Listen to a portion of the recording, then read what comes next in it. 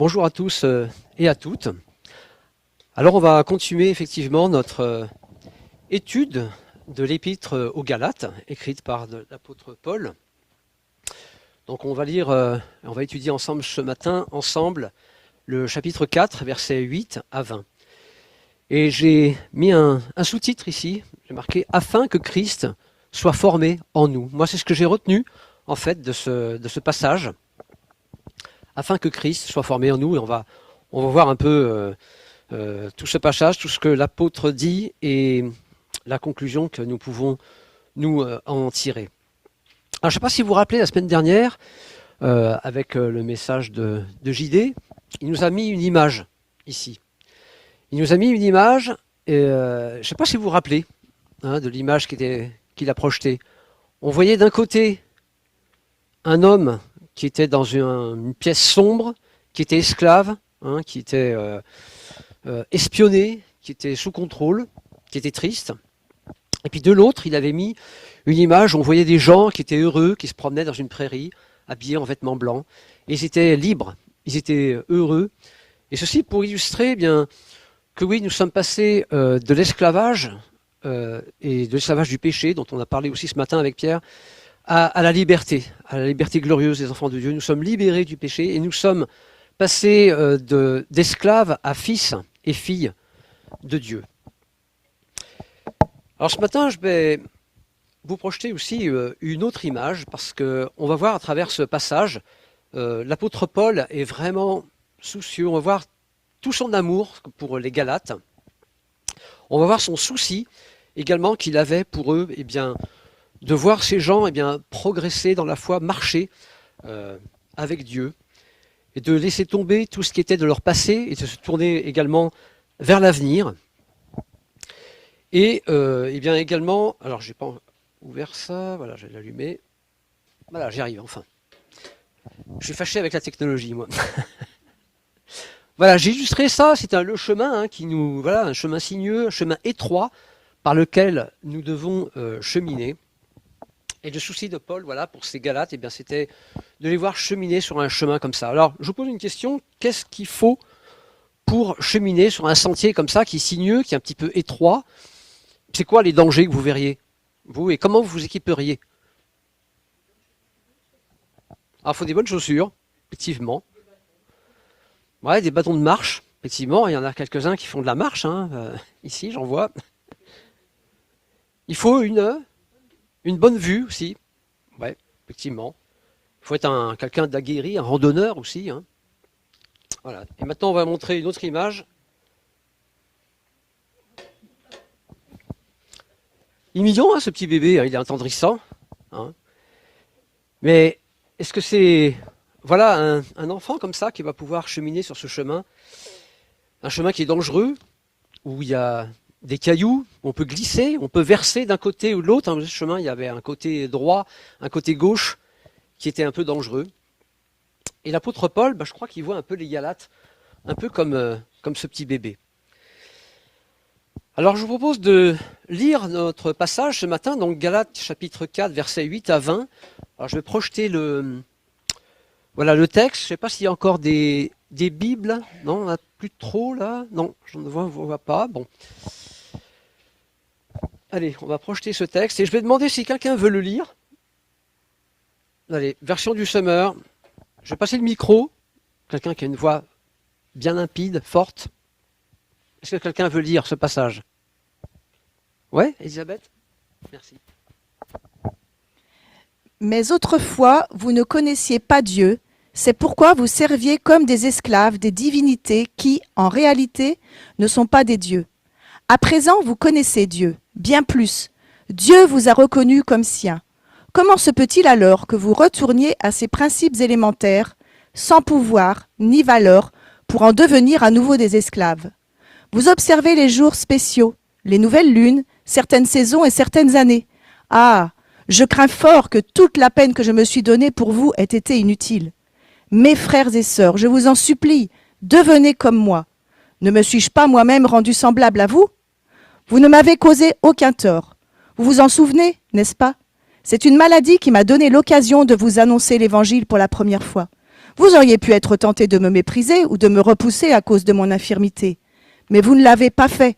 Au contraire, vous m'avez accueilli comme si j'avais été un ange de Dieu, ou même Jésus-Christ en personne. Qu'est devenu votre bonheur alors? Car je l'atteste, si la chose avait été possible, vous vous seriez arraché les yeux pour me les donner.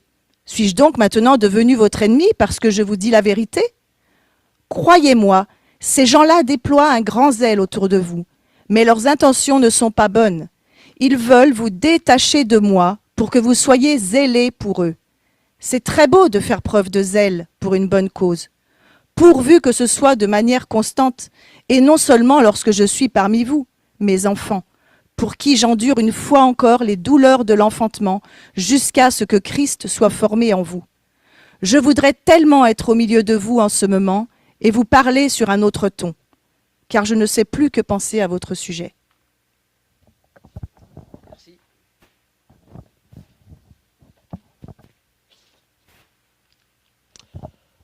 Alors voilà donc ce texte que voilà, j'ai découpé en 4 parties.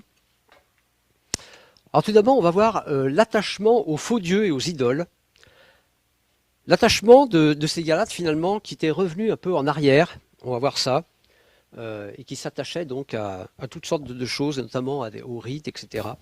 Dans une première partie, voilà, on va voir cet attachement donc à tout ce qui est contraire à l'évangile, à Jésus-Christ.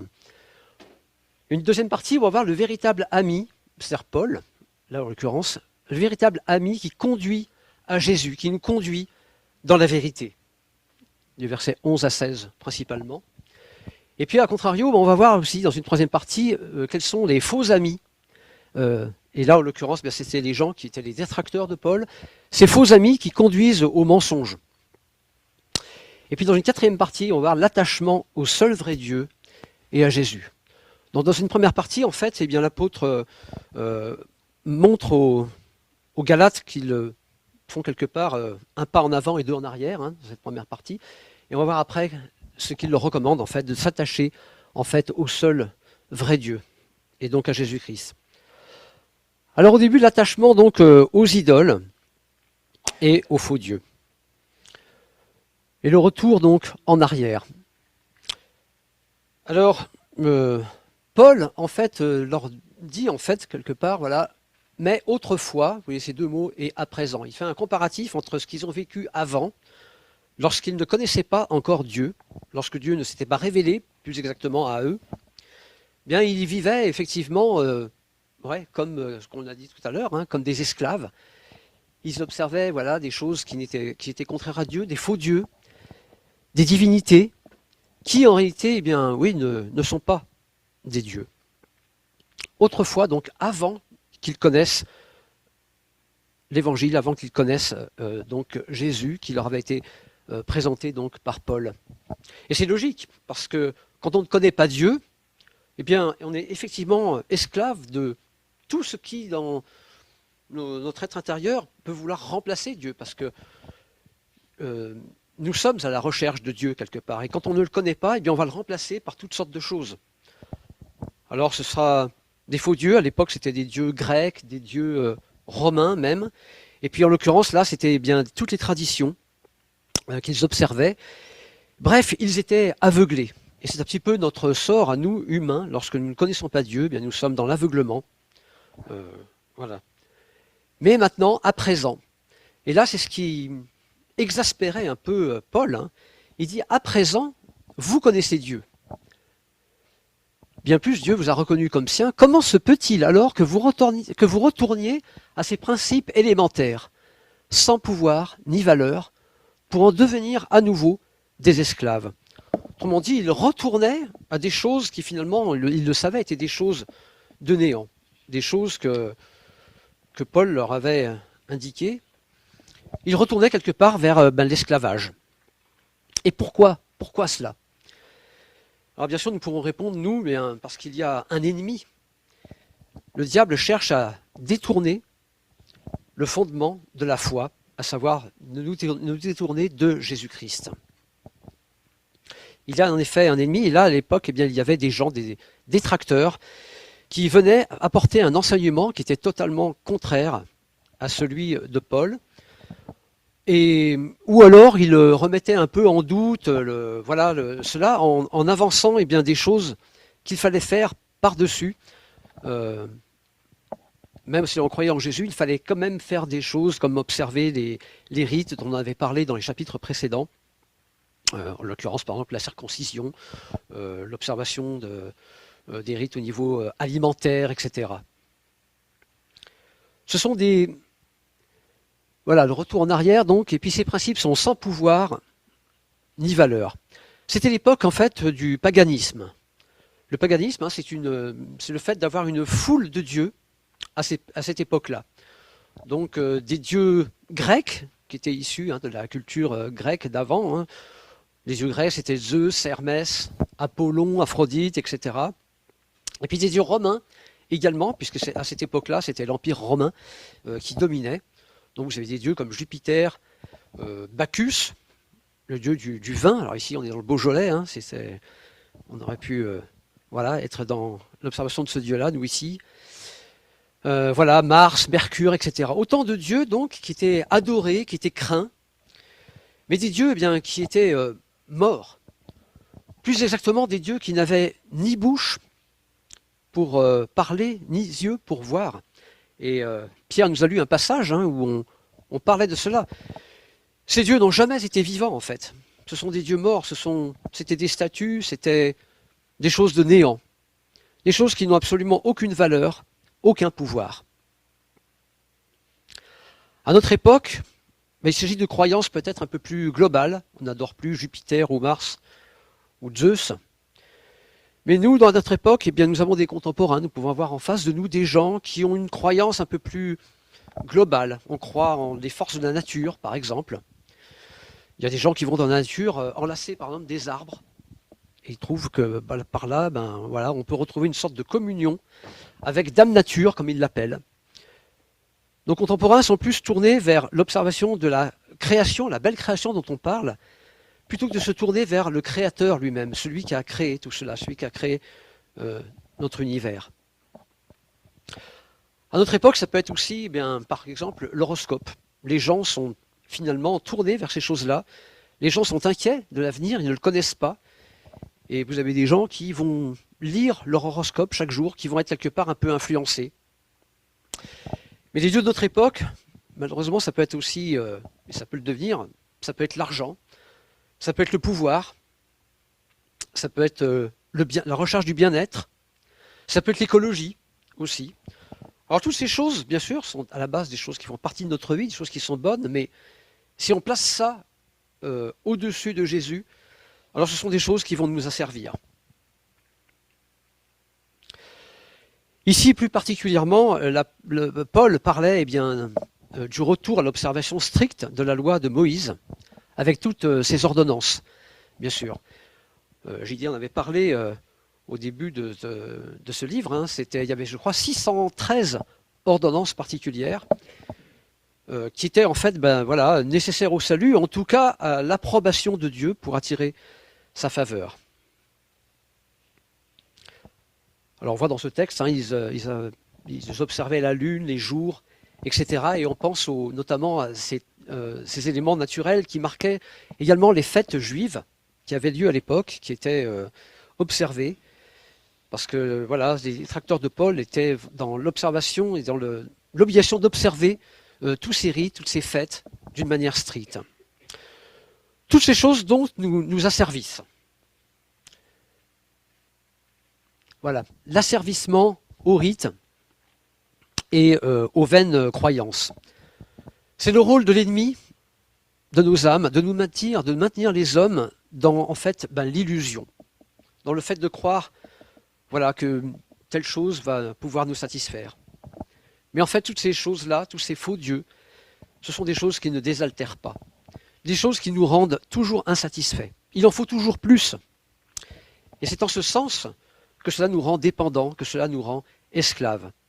Alors que Jésus a dit, lorsqu'il a rencontré la femme samaritaine près de ce puits, dans l'évangile de Jean, chapitre 4, versets 13 et 14, Jésus a dit « Celui qui boira de cette eau aura encore soif, mais celui qui boira de l'eau que je lui donnerai n'aura plus jamais soif. »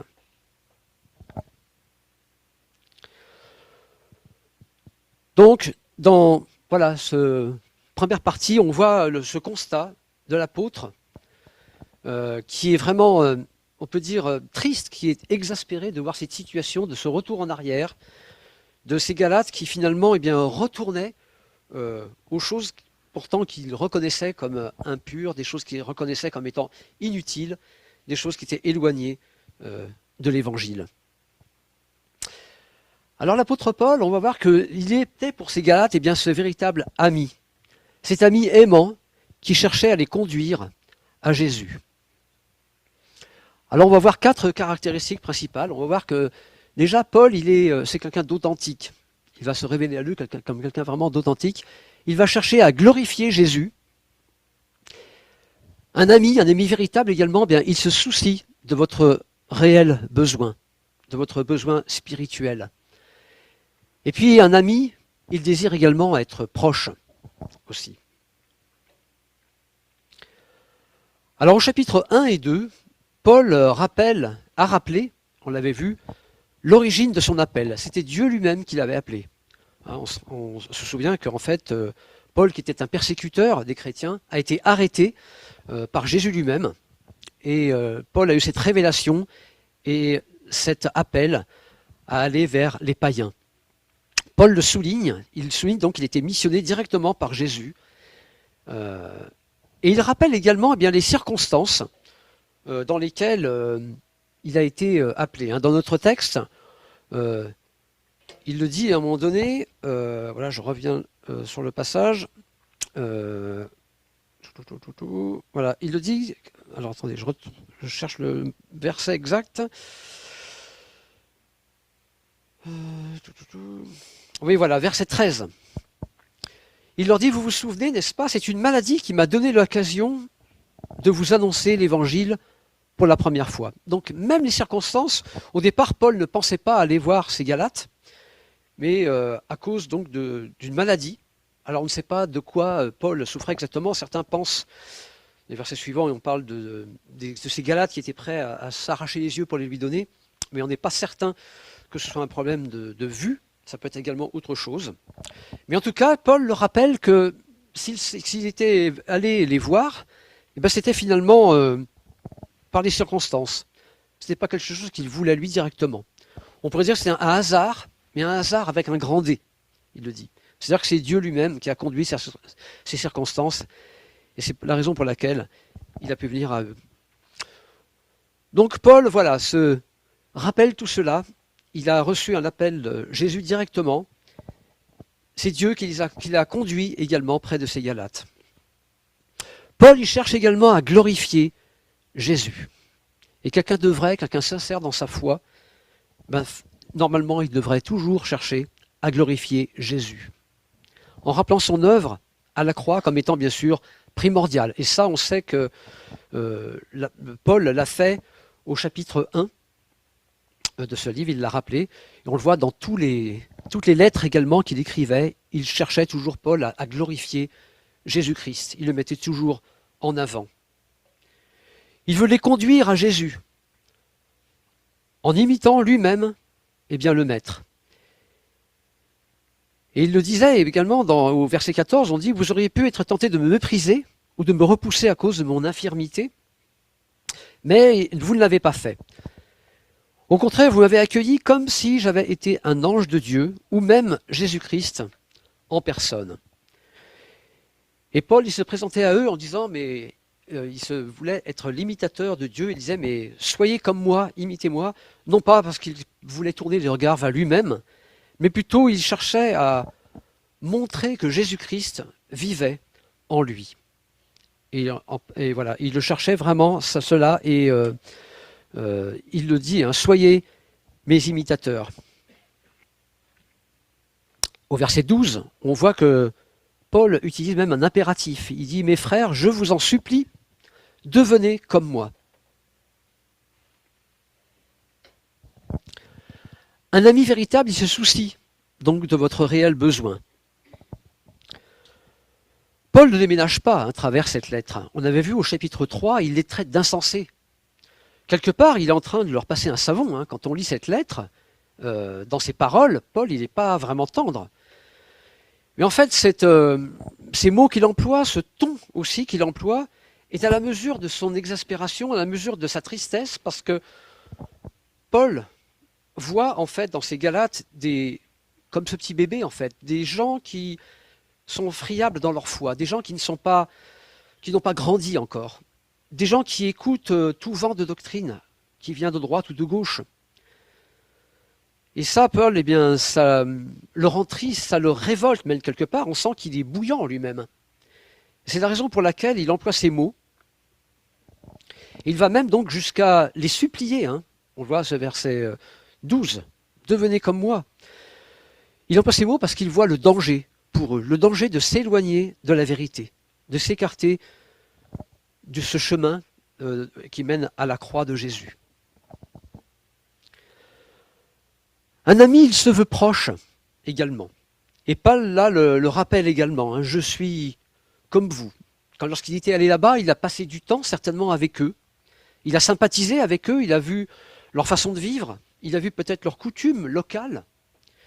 Et certainement, peut-être, il s'est même fondu avec eux, peut-être qu'il a observé certaines choses qui n'étaient pas contre Dieu, mais en leur rappelant, bien sûr, que ce n'était pas la chose la plus importante, que c'était des points secondaires. L'important, c'était de suivre Jésus, l'important, c'était la croix, le sacrifice de Jésus à la croix. Les autres choses étaient secondaires. Mais Paul a passé donc du temps avec eux, il a passé des moments à partager. Et on voit à la fin de notre passage, au verset 20, il dit « Je voudrais tellement être avec vous ». Paul, il est loin, bien sûr, il écrit là, hein. Il écrit une lettre. Il rappelle le passé, il est bouillant dans ses phrases, hein, dans les mots qu'il emploie, parce qu'il voudrait être avec eux, il voudrait leur parler en direct. Si le téléphone portable existait, il aurait fait des visios, Paul, hein, certainement. Il les aurait appelés par téléphone. On voit un Paul qui est vraiment un ami souffrant, un peu à l'image de Jésus. Souffrant parce qu'il voit le danger pour ces Galates, il aimerait tellement qu'ils restent sur ce chemin.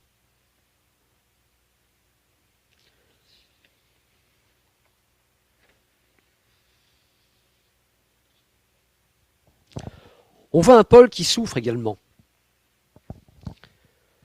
On le voit à la fin de notre passage, au début du verset 19, « Vous êtes mes enfants, et j'endure pour vous, une fois encore, les douleurs de l'enfantement. » Alors aujourd'hui, on est le 8 mars, c'est la journée de la femme. Je ne sais pas si vous avez noté ça, mais le 8 mars, c'est normalement la journée de la femme. Alors je ne sais pas, mesdames, là j'aimerais vous entendre, lorsque vous lisez un verset comme ça, qu'est-ce que ça vous inspire, vous qui avez eu un ou plusieurs enfants? Quand on voit un Paul qui dit « Je souffre les douleurs de l'enfantement ». Voilà, Paul c'était un gars, hein, c'était un homme, il n'a pas accouché. Moi, si je m'amuse à parler, lorsque j'ai une douleur quelconque, de comparer avec les douleurs de l'accouchement, je me fais défoncer par mon épouse. Hein. Ça n'a pas comme une mesure, et il a raison, c'est vrai. Mais Paul, s'il prend cette image, en fait, c'est pour parler de sa souffrance spirituelle, qui est sans doute à cette image-là. Enfin, il veut, bien sûr, il ne fait pas de comparaison simple, hein, c'est juste pour illustrer quelle est sa souffrance qui est ô combien importante. Et puis d'utiliser cette image encore pour montrer que ce qu'il veut en fait, c'est que oui, ces chrétiens-là soient nés de nouveau. Il veut en fait que naissent des bébés, bien sûr, mais des bébés qui vont grandir. C'est la raison pour laquelle il utilise cette image de l'enfantement en fait. Hein. Et il dit, vous êtes, hein, verset 19, mes enfants. On voit un Paul donc qui est vraiment proche un Paul qui est tout entier, qui cherche à glorifier Jésus, qui se soucie de leurs réels besoins à ce moment-là, et qui est proche également, qui était proche lorsqu'il est allé les voir, et qui désire encore être proche à travers ces lignes qu'il écrit. Pardon. Troisième partie, les faux amis, qui servent l'ennemi. Au contraire de Paul, on voit que leur zèle, il n'est pas pur, mais il est intéressé. Ces détracteurs-là, ils voulaient imposer leur croyance en rejetant Jésus, le principal. On le lit dans les différentes épîtres également qu'écrivait Paul, ces gens, ils troublaient les chrétiens, en les appelant à une doctrine totalement contraire, qui contredisait Paul. Il se posait en adversaire de Paul, en fait. On voit ça au chapitre 1, notamment au versets 6 et 7, si vous voulez les lire chez vous.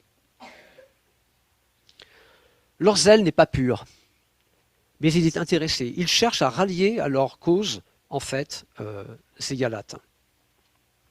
Et puis ce sont des gens qui suivent ces fameux principes sans pouvoir ni valeur, que l'on a décrits tout à l'heure. Particulièrement, ces rites de l'Ancien Testament, je vous ai dit tout à l'heure, comme la circoncision, l'observation stricte du sabbat, etc. Toutes ces règles concernant la nourriture, etc., et d'autres choses aussi. Et quelque part, ils en étaient eux-mêmes prisonniers. Rappelez-vous ces 613 ordonnances qui découlent des 10 commandements. Tous ces codicilles prévoient donc un tas de choses, tous ces codicilles autant précis en fait que des choses qui emprisonnaient. Je prends simplement un exemple par rapport à l'observation du sabbat. Il y a un texte qui dit à un moment donné le nombre de pas qui étaient autorisés à faire le jour du sabbat. Vous pouvez faire, par exemple, je dis n'importe quoi, hein, peut-être 150 mètres, mais pas plus. Donc si vous aviez un puits à 170 mètres de chez vous, eh bien, vous ne pouviez pas aller chercher de l'eau. Votre voisin qui était plus près, lui pouvait. Bref, c'est juste pour un exemple, mais toutes ces choses-là, bien, cela emprisonnait, cela rendait finalement esclaves. Et ces gens-là, eh bien, étaient comme cela aussi. Mais le pire, c'est la dernière chose, ça, ils écartent Jésus, ou en tout cas ils le mettent au second plan. Ils écartent Jésus comme seul fondement de la foi. En fait, le salut acquis par Jésus à la croix est pleinement suffisant. On l'a rappelé encore ce matin, Jésus a tout accompli. Mais, voilà, ces gens-là rajoutaient quelque chose, et c'est ce que font encore les sectes à notre époque. Toutes les sectes, en fait, elles veulent enlever l'œuvre de la croix. On met Jésus, en fait, de côté également. Soit on rajoute quelque chose, soit on enlève quelque chose. Et c'est bien là, eh bien, effectivement, l'œuvre de l'ennemi qui cherche à diminuer ou même à faire disparaître carrément l'œuvre de Jésus et son sacrifice parfait. Alors j'ai fait un petit comparatif, un petit tableau, hein, voilà. Les vrais amis, le vrai ami, c'était Paul, hein, qui conduit à Jésus. Il est authentique, il cherche à être proche, il se soucie du besoin de ses Galates, et il cherche à glorifier Jésus. Et nous-mêmes, lorsque nous avons un ami qui veut nous conduire, ben, on peut, avec ces choses-là, eh bien, nous repérer si c'est un ami fidèle à la parole ou pas. Un faux ami, eh bien, voilà, c'est faux prophètes, leur zèle n'est pas pur, mais intéressé. Ils suivent des principes qui n'ont pas de valeur. Ils sont eux-mêmes prisonniers de leurs croyances. Et bien souvent, et même pratiquement tout le temps, c'est l'œuvre de toutes ces sectes qui existent. Eh bien, ils écartent Jésus, ou le mettent au second plan.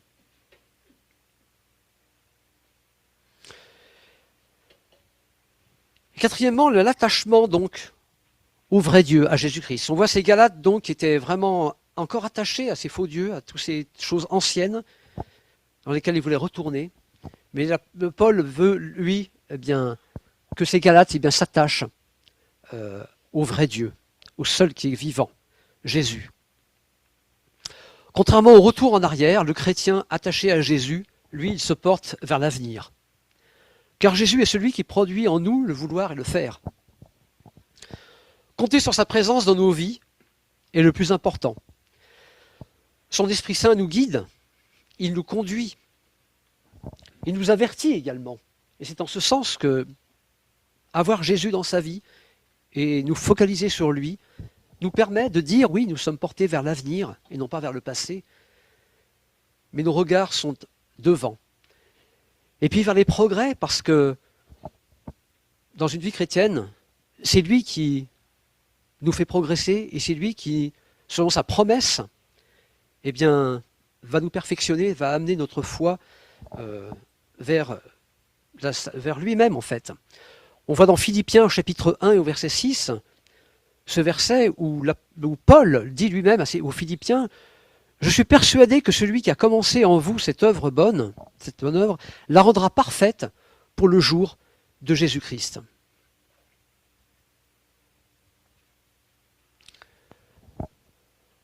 Suivre Jésus et proclamer la croix. C'est ce que Paul fait dans toutes ses lettres, je le disais tout à l'heure. On ne se lassant pas de rappeler donc le centre de la foi, Jésus-Christ. Et là, ça m'a fait penser à ce verset dans 1 Corinthiens, la première lettre aux Corinthiens, encore une autre lettre de Paul, au chapitre 3, au verset 11. Ce verset que j'aime bien, moi c'était le verset que j'ai reçu pour mon baptême. Ce verset dit « Car personne ne peut poser un autre fondement que celui qui a été posé, à savoir Jésus-Christ. » Personne ne peut poser un autre fondement que celui-ci. Jésus-Christ, on le dit, est le rocher des siècles. Tout repose sur lui. C'est ce rocher inébranlable que personne ne peut ôter. Et lorsque nous sommes attachés à Jésus-Christ, eh bien nous ne sommes plus asservis, mais libres. Nous sommes comme cette photo que vous avez mis JD, là, nous sommes dans cette prairie, nous pouvons avancer libres, affranchis du péché. Il n'y a plus de condamnation pour les enfants de Dieu. Nous sommes dans la paix, nous sommes dans la joie. Voilà ce que Paul voulait pour ses Galates. Et on voit à travers cette lettre toute sa souffrance, toute sa frustration de ne pas être avec eux. On voit vraiment son amour pour ces Galates, qui étaient prêts à s'arracher les yeux pour les lui donner, mais ça m'a fait penser aussi que finalement à ce verset qui dit mais si on était prêt en fait à mourir pour un ami, si on pouvait s'arracher un membre, s'arracher les yeux, etc., si on n'a pas l'amour, nous ne sommes rien. Ça illustre un petit peu quelque part presque ces Galates qui peut-être étaient plus attachés à un homme, je ne sais pas, mais qui n'avaient pas encore pleinement peut-être reçu Jésus-Christ dans leur vie. Ils n'avaient pas l'amour de Dieu en eux.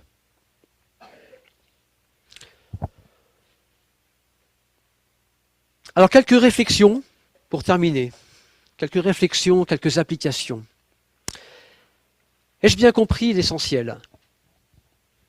Paul pouvait douter de la conversion réelle de certains de ces Galates. Il le dit au verset 20, « Je suis inquiet à votre sujet. » Inquiet peut-être pour ceux qui retournent en arrière, mais peut-être même, il peut se poser la question même sur certains. Ont-ils vraiment bien compris le message ? Et on peut se poser la question également, est-ce que j'ai bien compris ? Est-ce que j'ai bien compris que Jésus-Christ a tout accompli pour moi ? Suis-je venu au pied de sa croix ? Est-ce que je lui ai demandé pardon un jour pour ma vie passée ? Où en suis-je personnellement avec ma foi ? Alors si vous êtes dans ce cas-là, eh bien je vous invite à venir à Jésus-Christ aujourd'hui. Ai-je bien compris le message essentiel ?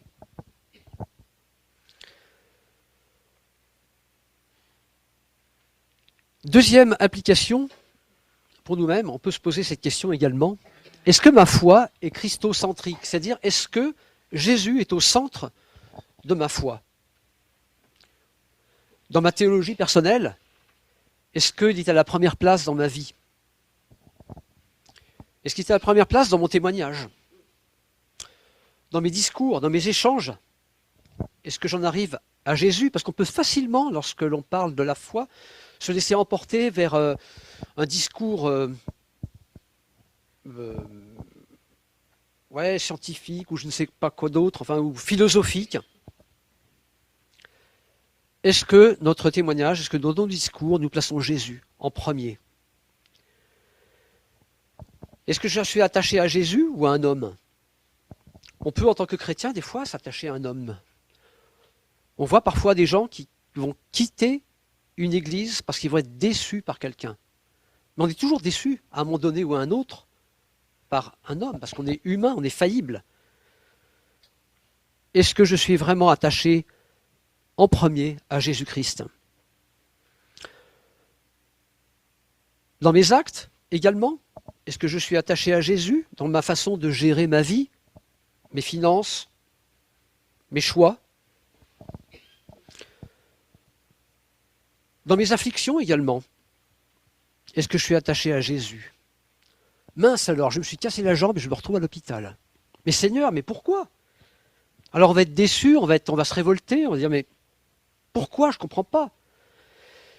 Mais Paul, là, quand il lui est arrivé ce problème-là, on ne sait pas trop ce que c'est, mais voilà, c'était charde dans sa chair.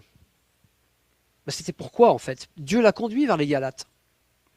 Et vous, si un jour vous trouvez dans une chambre d'hôpital, ben, vous aurez à côté de vous peut-être un gars ou une dame qui ne connaît pas Dieu, et vous pourrez témoigner.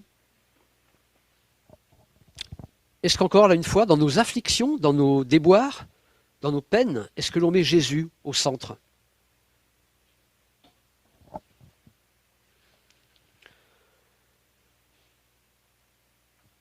Le souci des âmes pour nos proches. Voilà ce qui caractérise Paul dans ce passage. On le voit, il souffre. On voit dans les mots qu'il emploie. Il voudrait tellement voir ces Galates progresser. Est-ce que l'on est aussi sensible que lui? Est-ce qu'on a cette souffrance de Paul? Est-ce que nous supplions nos proches? Est-ce que nous sommes bouillants autant que lui pour voir nos amis, nos proches se tourner vers Jésus?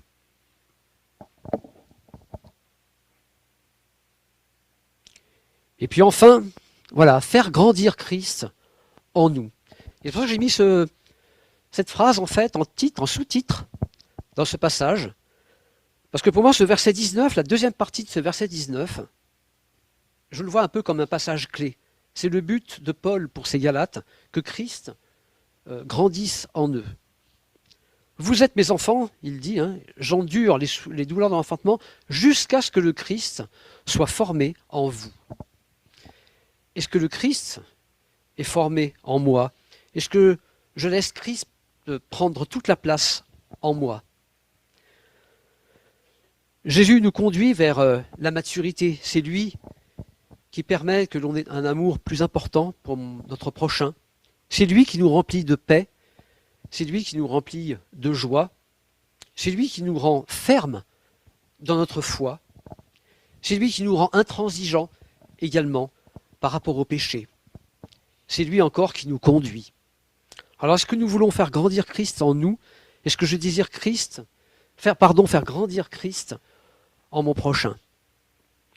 Vous voyez, que nous soyons comme Paul, à travers ce passage, on le voit, quelqu'un de bouillant, quelqu'un de sensible, quelqu'un de presque, j'allais dire, révolté, exaspéré, désirant être proche de ces gars, d'être avec eux, afin de les enseigner, de les conduire, de leur montrer la voie par excellence qui est, encore une fois, eh bien, Jésus et Jésus seul. Ne restons pas comme ce petit bébé là en couche-culotte sur ce chemin vers la croix.